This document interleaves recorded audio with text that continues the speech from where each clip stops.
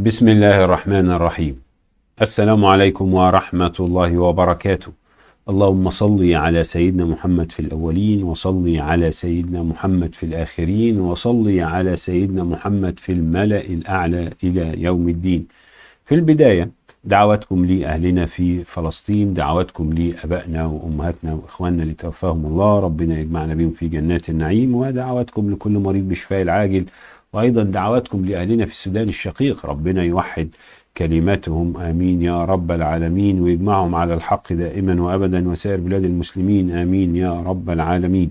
يا ريت كل الناس اللي بتشوفنا تعمل لايك، واللي بيتابعنا لأول مرة يشترك معنا بالقناة، وما تنسوش تفعلوا زر الجرس علشان يوصل لكم إشعارات بكل الفيديوهات الجديدة الخاصة بالقناة.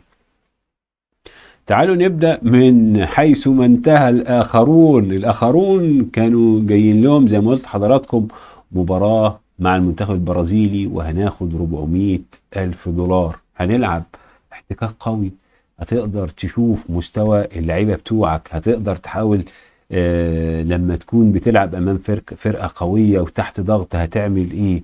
بس وهناخد 400 ألف دولار كمان يعني. لكن حسام حسن خاف من الهزيمة، وقال لك هيمشوني. فاللي يخاف مش من الكورة ما يجيبش منها جوان يعني. الراجل اللي خاف منه، واللي يخاف من العفريت يطلع له. خاف من الهزيمة من البرازيل اللي راح لاعب اوزبكستاني اتخبط اتنين. وكمان فزنا على كاب فيردي بضربات الجزاء بعد تعادل ايجابي 1-1 في الوقت الاصلي للمباراة. على الجانب الاخر البرازيل بعد مصر ما رفضت لعب البرازيل توجهت لتونس امبارح لعبوا مباراة رائعة مع المنتخب البرازيلي. المباراة انتهت بالتعادل الإيجابي 1-1. خدوا الجرشينات ولعبوا مباراة رائعة. وهنيجي دلوقتي للمدرب سامي الطرابلسي، مدير فني وطني هو الآخر يا عم حسام يعني. وبالمناسبة حسام حسن تعمل لي تمثال، احنا صعدنا افريقيا وكأس العالم من غير هزيمة، بدون هزيمة، احنا تعمل لي تمثال. واحنا لعبنا مين يا عم؟ على جنبنا تونس اهو، سامي الطرابلسي مدرب وطني وصعد بالمنتخب التونسي لكأس العالم بدون هزيمة. طب بدون ما يدخل في جوان اوعى بقى زي بس مش انا طبعا اللي هو الولد. اخي عليك بقى. ما طلعش وهيص وشخط في الناس، ولا هاني اللعيبه بتاعته، ولا هاني الصعب، ولا هاني جوانا تمثال، واحنا تاريخ، واحنا ها انا شايفنا انتوا مين؟ زنقه انتوا مين؟ انا مش انتوا كلكم حلايا ولا ايه يا عم ايوب؟ ما فيش الكلام ده. سامي الطرابلسي المدير الفني للمنتخب التونسي يا جماعه الخير بياخد 10000 دولار في الشهر، يعني مصري اضرب في 47، يعني بياخد 470 ألف جنيه مصري. حسام حسن بياخد له مليون أو أكثر. طلع انتوا تديله ايه فتافيت وانت بتضرب شغل يا عم. انا ما باخدش زي بتاع سيراميكا طفحان الدم. انت بتعمل ايه؟ تاخد اللعيبه جاهزه، تاخدهم تتغلب وتلاقي او تتعادل او تلعب ماتشات مع فرق ما لا في فكر ولا في اي حاجه. تقعد 7 ايام 10 ايام معسكر كل كام شهر، وبتقبض مرتبك عادي، اشتغلت ما اشتغلتش، ما عملتش عادي. انت بتاخد قد المنتخب التونسي اللي لعب البرازيل ماتش موت يا حسام حسن. حضرتك طبعا ما انتش فاضي تلعب البرازيل، حضرتك قاعد تتكلم عن الراتب وتتكلم عن الاتنين محترفين وربع. ما عندكش القدره ان انت تستبعد مصطفى محمد لانه اهانك في مارس واهانك في الماتش اللي فات، فطالع بترمي وبتلقح. والصحف العالميه واكتب يا صحاف على راي رامي جاشوا المدير الفني لمنتخب مصر قال عندي اتنين. الصحافه العالميه بعض صحف المواقع العالميه نشر الكلام. حسام حسن مدير الفني محمد صلاح طبعا عندك اتنين من افضل اللعيبه، او على الاقل محمد صلاح من افضل اللعيبه على مستوى العالم. فاي حاجه المدرب بتاعه بيتكلم فلازم اكتب يا صاحبي اتنين محترفين وربع، في حين ان احنا بنلعب كاب فيردي المحترفين بيلعبوا في انديه ملهاش اي مع احترام ملهاش اي 30 لازمه. بعض الانديه ملهاش اي احترام طبعا يعني، ملهاش اي 30 لازمه. الاستاذ حسام حسن الكابتن حسام حسن عمال يشخط فينا، وانا باخد ايه؟ وسامي الطرابلسي بياخد ايه يا عم؟ ده بياخد نص الراتب بتاعك. انا رحت من غير هزيمه. طب هو راح من غير هزيمه ومن غير ما يخش في مرماه ولا جون. انتوا مش وطنيين، انتوا مش قلبكم على الماتش بقى بتاع البرازيل زي ما قلت لحضراتكم، المنتخب التونسي لعب مباراه متميزه. كارلو انشيلوتي المدير الفني الايطالي وفينيسيوس ورودريجو الكتيبه باكيتا، ضغط على وقدروا حتى كمان المستوري حازم المستوري لاعب المنتخب التونسي سجل الهدف الاول وبعد كده رجع من ضربه جزاء المنتخب البرازيلي، وبعد كده جالهم كمان ضربه جزاء عن طريق فرجاني ساسي اللي بيتأنزح وبيتأنتج داخل ال 18، راحت مقطوعه منه، راح ماسك الولا حكم حسب ضربه جزاء، لكن باكيتا طلعها فوق. ايا كانت النتيجه يعني هم طلعوا ما خافوش، قال لك هو وهم مش موضوع ما خافوش، هم رايحين ومش خايفين من النتيجه، مباراه هتتلعب، مباراه تجريبيه متميزه، وهلعب مع منتخب جامد، منتخب قوي. اعتقد البرازيل كانت بتلعب حد السنغال او حد قريب كان خسر 2-0، حد يفكرني، اعتقد 2-0. فسعادتك حازم او سامي الترابلسي مدير فريق المنتخب التونسي ما قالش ان انا هخسر كتير او هشيل او هيمشوني، لا ده احتكاك قوي هيفيدني داخل على افريقيا، ايا كانت النتيجه هعرف انا واقف فين، هعرف قدرات لعيبتي وامكانيات لعيبتي، ما هربش علشان قلبه جامد وما خافش، لعب والنتيجه 1-1. المنتخب التونسي بيتعادل مع المنتخب البرازيلي بهدف مقابل هدف. بس الكابتن حسام حسن بقى بص على الجرشينات، مليون جنيه مش مكفينك يا حسام حسن؟ ليه بتاكل لو هتاكل كل يوم يا حسام حسن كام؟ ب 30,000، 30,000 جنيه كل يوم، هتصرف 30,000 كل صباح كده، 30,000 30,000 30,000 30، هتصرف 900,000، 900,000 في الشهر. لو كل صباح هتصرف 30,000 جنيه كده، مش عارف تصرف، انت بتصرف 30,000 جنيه مش مكفينك يا عم حسام؟ طب انت لا تروح ولا بتيجي، انت قاعد تتفرج على الماتشات، وحتى لما تروح الاستادات قهوه شاي سحلب نسكافيه، عايزين نجيب لك اكل اللي نفسك فيه، على حساب الهيئه. ولا ايه يا عم حسام؟ انتوا بتصرفوا ايه يا جماعه؟ لا حول ولا قوه الا بالله. امال اللي طفحان دم واللي طول عمره شقيان طفحان لحد ما يموت ما يعملش المليون جنيه اللي انت بتاخده في الشهر؟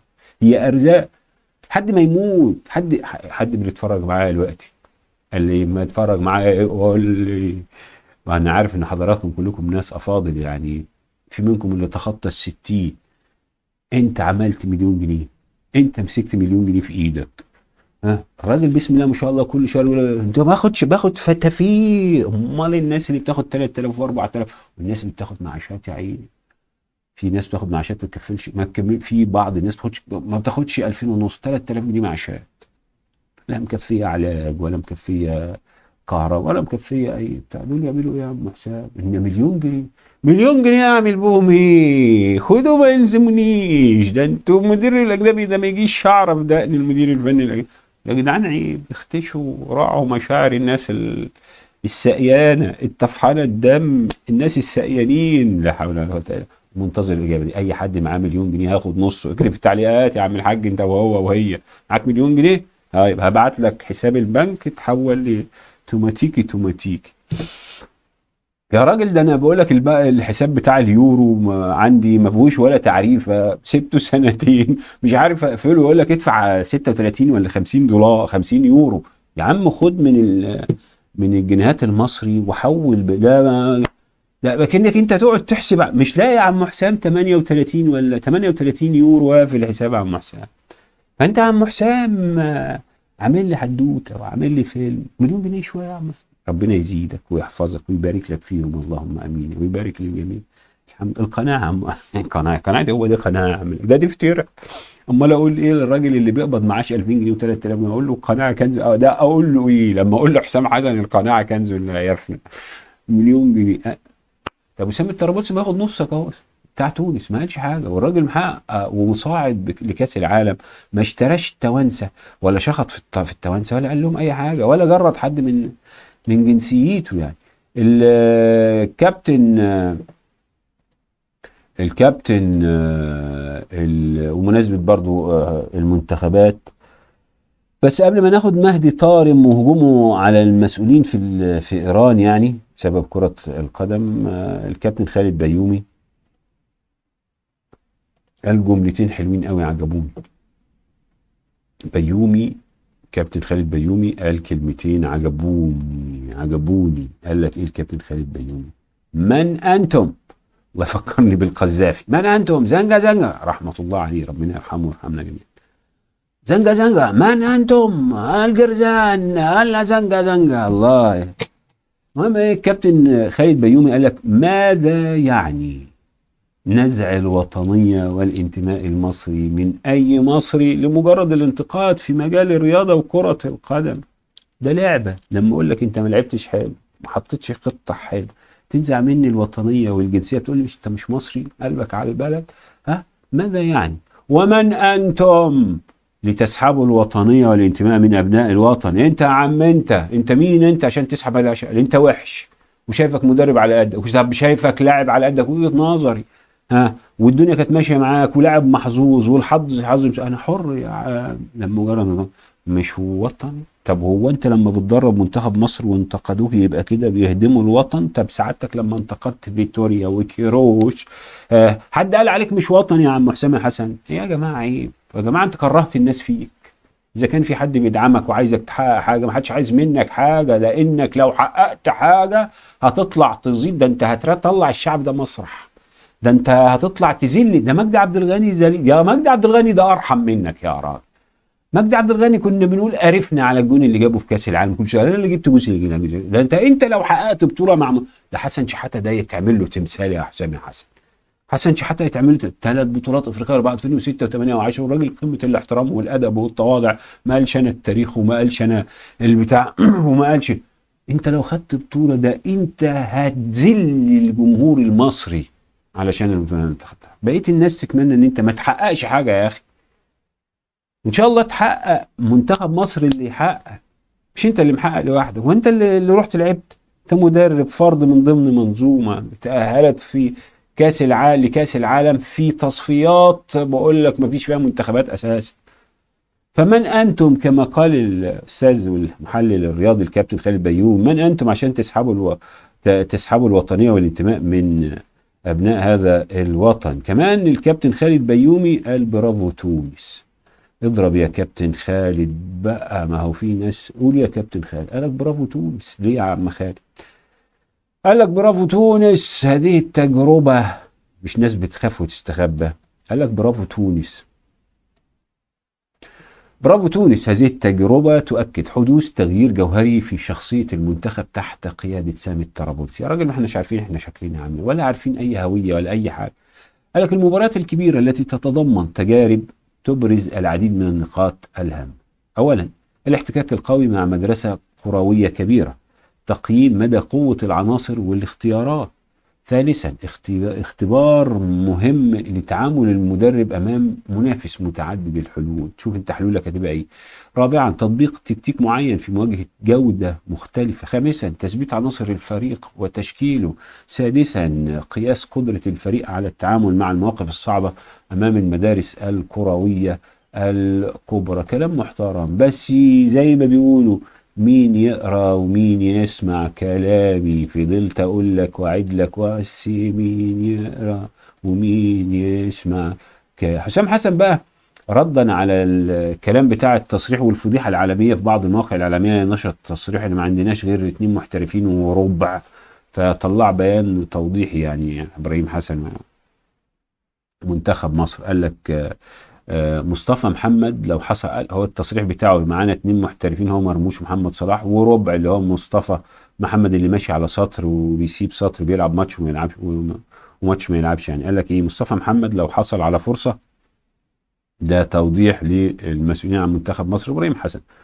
مصطفى محمد لو حصل، او حسام حسن، يلا نقول ان حسام حسن وابراهيم حسن وضع. قال لك التصريحات بتاعته معناها ان مصطفى محمد لو حصل على فرصه هيكسر الدنيا، لكن الفرق اللي بنلعبها بتضم عدد كبير من المحترفين في كل مكان في العالم، وهنواجه منتخبات افريقيا اللي بتمتلك 26 28 محترف في انجلترا وفرنسا واسبانيا. انت محسسنا يعني ان احنا اول مره نواجه الناس دي، كأن منتخب مصر لسه مولود 7 الصبح.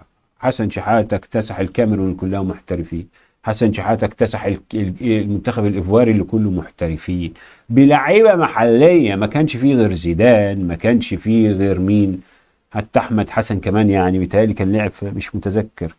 كان احمد حسن مثلا، ولا احمد حسن كان بيلعب في النادي الاهلي، والله ما فاكر في التوقيت ده كان رجع ولا ما رجعش. ميدو يلعب على سطر يوسف، راحوا خدوا بطولة 2006 وبعد كده ما خدوش تقريبا 2008. مين يا عمي حسام؟ انت محسسني ان انت جاي كل حاجات كلها ناس عارفاها ومفهومة وحركات بلدي. لاعب طبعا منتخب ايران خسر من منتخب اوزبكستان بضربات الجزاء، ودي كارثة. خسر ولاعب المنتخب هاجم المسؤولين في ايران. يعني بطولة العين الدولية كان فيها مصر وكاب فيردي واوزبكستان وايران. ايران كسبت كاب فيردي واحنا خسرنا من اوزبكستان ولعبنا الثالث والرابع وكسبنا ضربات الجزاء. حسام حسن طلع يتخانق معانا وكأن الامر عادي مفيش مشكله، بنلعب باوزبكستان. ايران بقى تعادلت في الوقت الاصلي وخسرت من اوزبكستان بضربات الجزاء. مهاجم منتخب ايران اتكلم وقال لك، وجه رساله للمسؤولين وقال لهم توقفوا عن استخدام كرة القدم ككبش فداء للتوتر السياسي. اعطونا ملاعب جيدة ثم طالبوا بالنتائج. قال لك بتعملوا كل ما في وسعكم لتقليل حضور الجماهير. انتوا خايفين من تجمع 100,000 إيراني في مكان واحد في الاستاد؟ كفوا عن التضحية بكرة القدم من أجل السياسة. لا ينبغي أن تتأثر الرياضة بالتوترات التي تعاني منها البلاد. ده وجهة نظر مهاجم ان سوء النتائج اللي وصلت لها ايران من وجهة نظره بالتعادل والخسارة بضربات الجزاء من اوزبكستان دي الاسباب تعود الى اسباب سياسية يعني.